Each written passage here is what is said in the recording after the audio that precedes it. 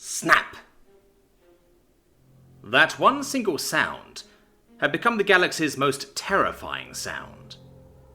The act of placing two digits together and applying pressure until one slides down and impacts the base of the other with a loud noise.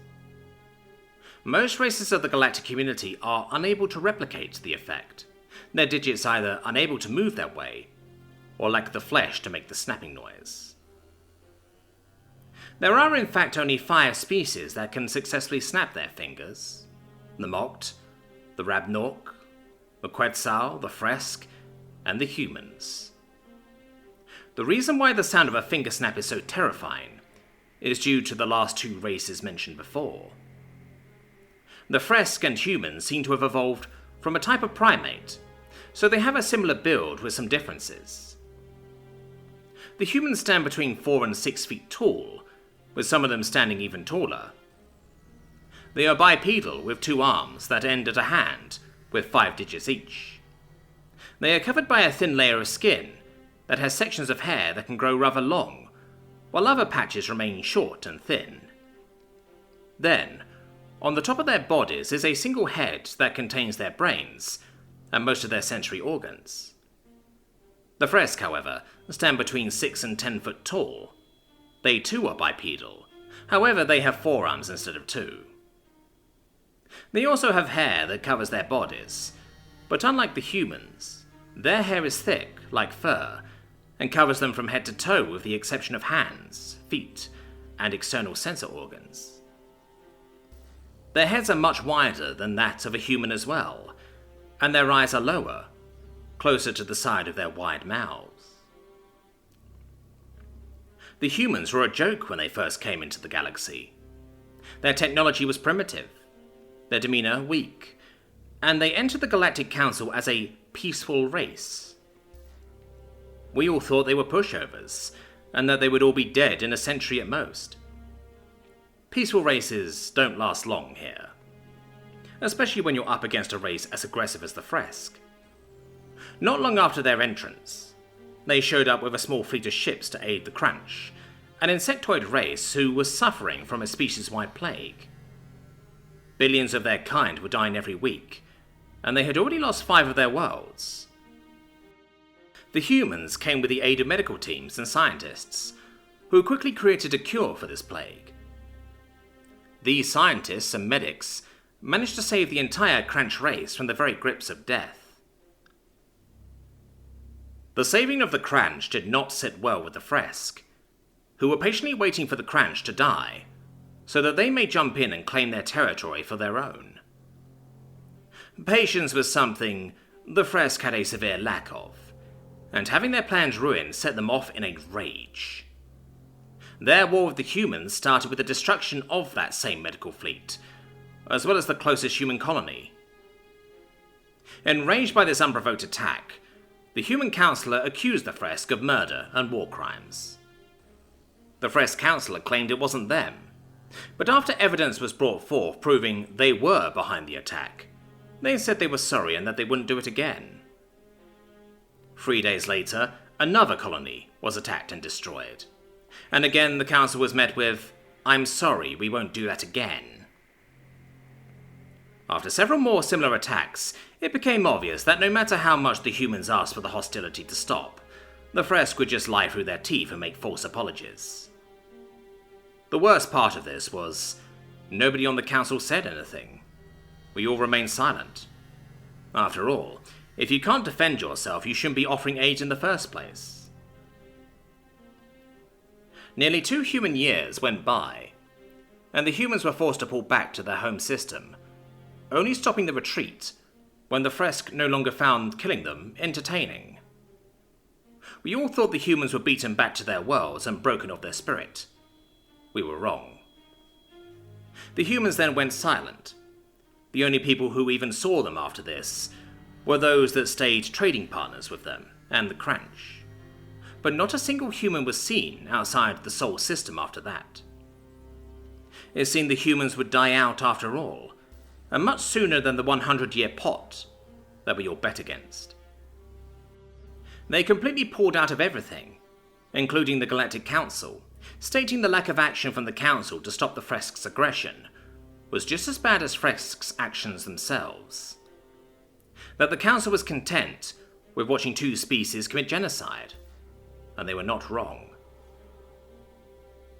30 years went by without the humans stepping a toe outside their home system, and by then, the Council had practically forgotten about them.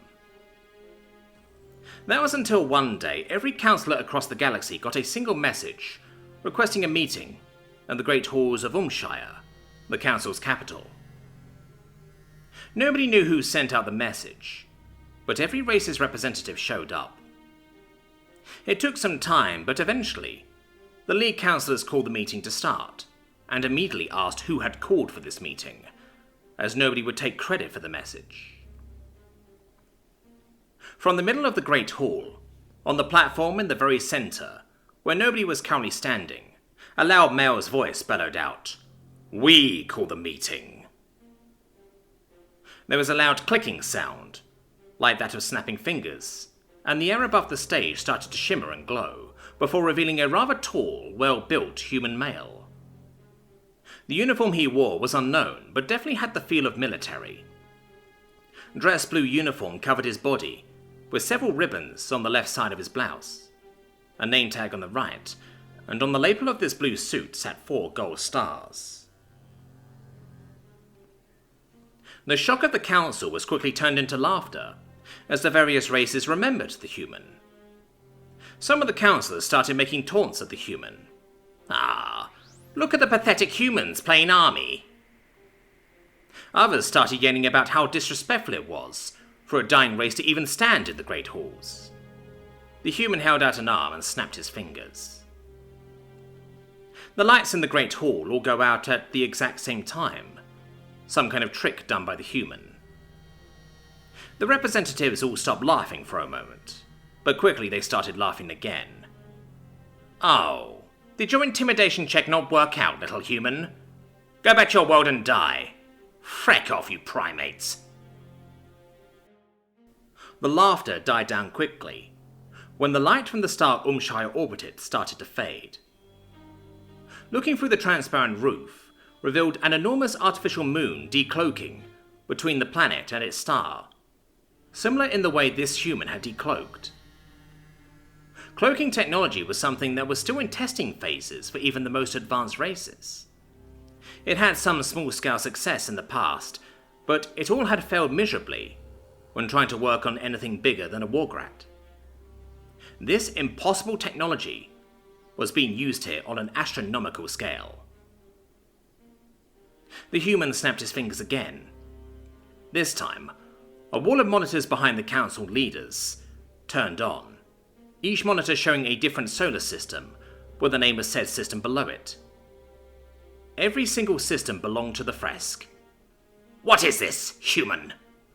the Fresk representative yells. 35 years ago, we entered into this council as a new race to the stars. We had hoped to... He is cut off by the Klegorian councillor. "To die, human. Your weak species will be better suited as the centerpiece for a banquet. We had hoped to come here and learn from one another, to travel the stars and help each other. Sadly, we learned the hard way that this was not the way of things." "What was the total count, human? Before we got bored of your pleas? 20 billion? 30? Asks the Fresk councillor, clearly just trying to agitate the human.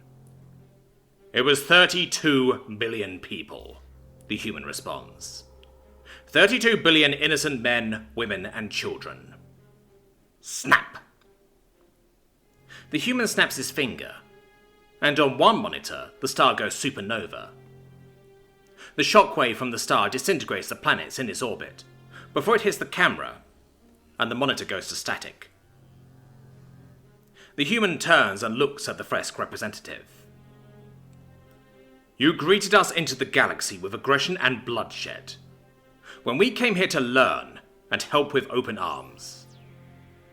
The Fresk representative, his eyes still on the monitor, quickly turns to the human and a growl escapes his mouth before they start to smile. That was fine trickery, human. You almost had me with that. Clearly some tech-savvy person created that image on the computer. Now clip!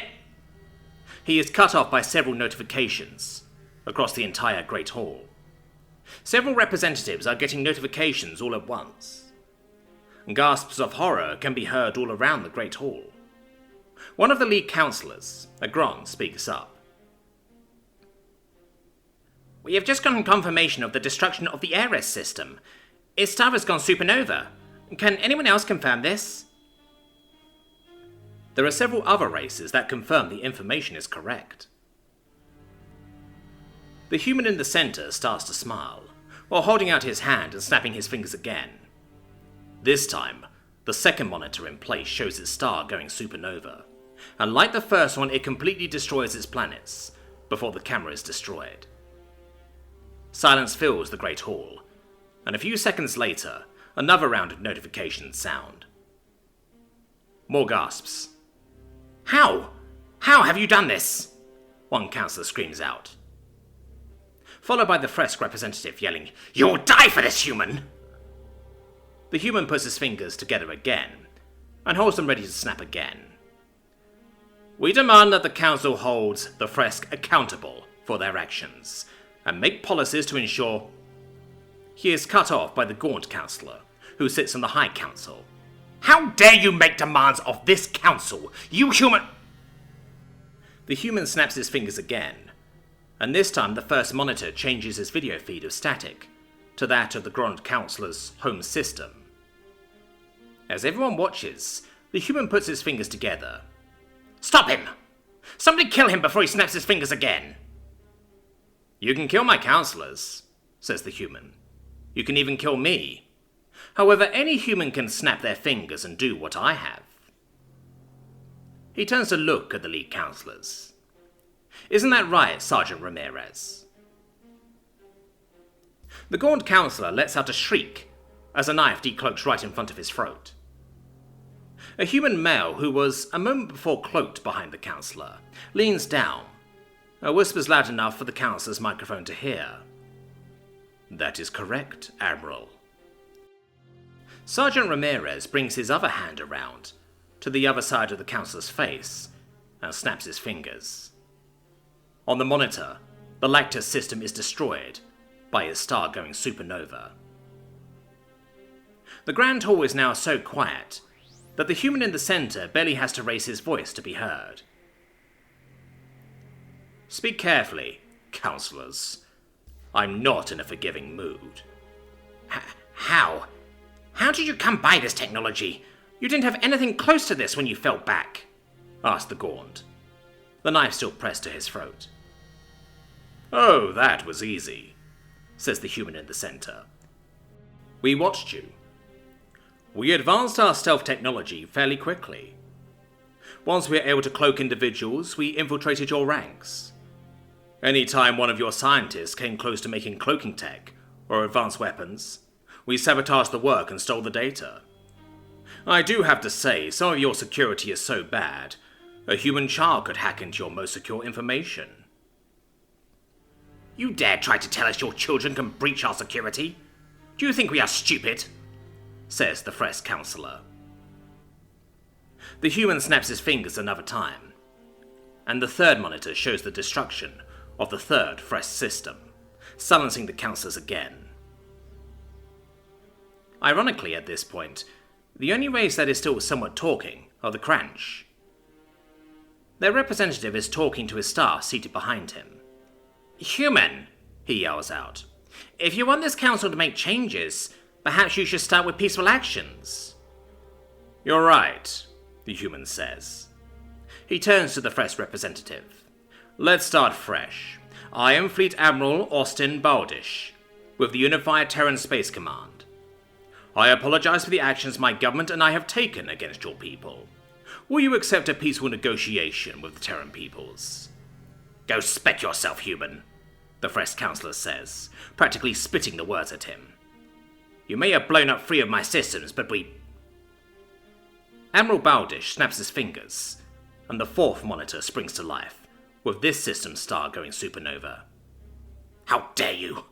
I'll have my fighting force attack your homeworld at once for... Admiral Bowdish snaps his finger again, and the fifth solar system is destroyed. I'm sorry, I won't do that again, says Bowdish. He snaps his fingers again, this time making direct eye contact with the Fresk representative. Eyes wide, brows down.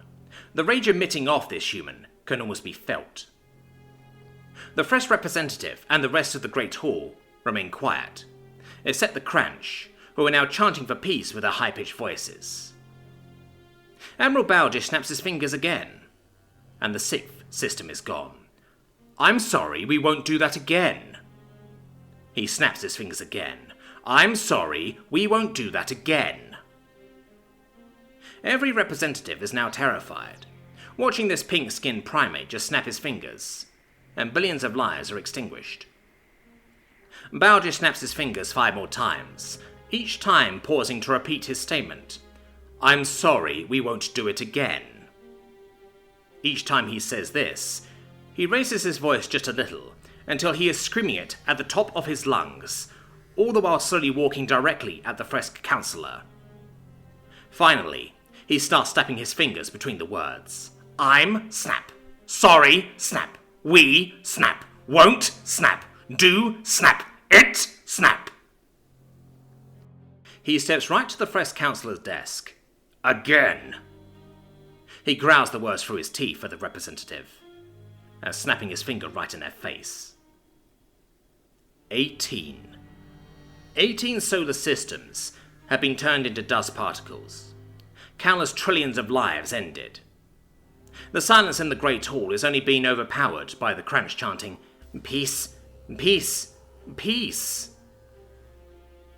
Admiral Bowdish turns and walks back to the centre of the Great Hall, leaving the Fresk Councillor now screaming in frustration and sorrow as his people are decimated. When Bowdish gets back to the centre, the Fresk representative finally pries his eyes off the monitors and glares at the human. I'll kill you for that, human! The Fresk Councillor yells. Shut your specking mouth! Admiral Bowdish yells back. He then turns and addresses the Great Hall. When we came here, we wanted nothing but to fit in. We were starstruck by your technology and your words.